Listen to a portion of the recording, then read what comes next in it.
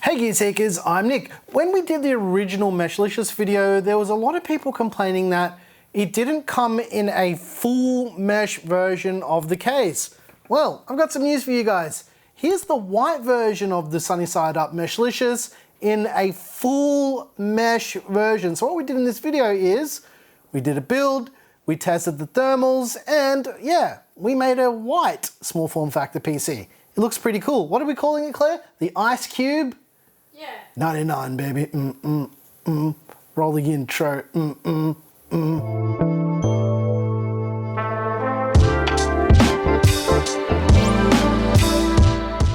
As usual with these builds on the channel, we build with parts that we have on hand, and I like to use these types of builds as therapy. I tried to make this as clean as possible, so yeah, let's build it and then we'll talk about thermals and all that jazz. So let's jump in.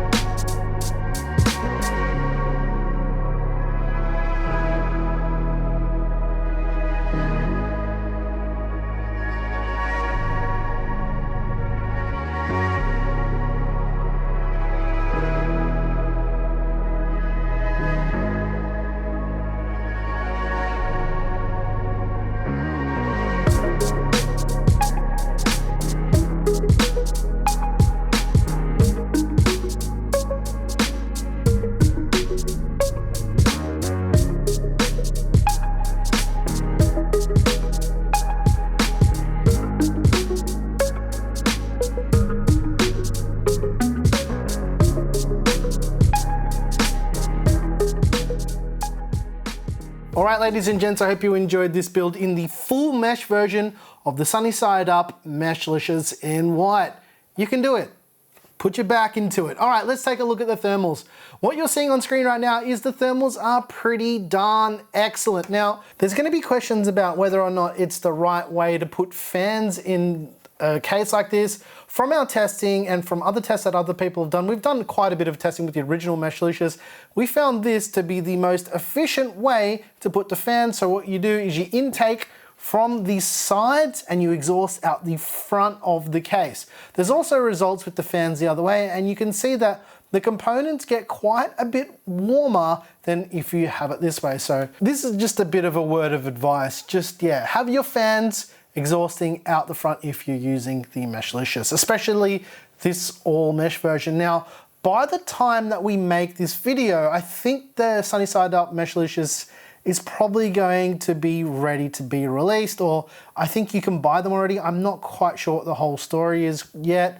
The difference between this one internally and the black one that we originally reviewed, and I think I'll put a link in the top right hand corner for that.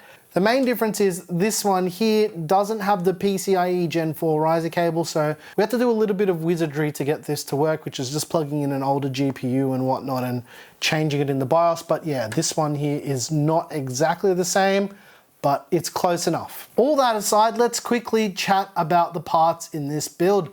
The CPU is the Intel 11600K. Now, I chose this CPU because we've used this CPU with quite a few other small form factor builds lately, and mainly all the ITX stuff that we've done, just as a bit of comparison and whatnot, just because we know how this is going to perform. The motherboard is the Gigabyte Z590i Vision D. We've not used this board before, and the reason why I put this system together is I'm going to keep it together for a little while to test a couple other things. Bye Bindi, see you mate, or not. She's just rubbing her face on the edge of the table.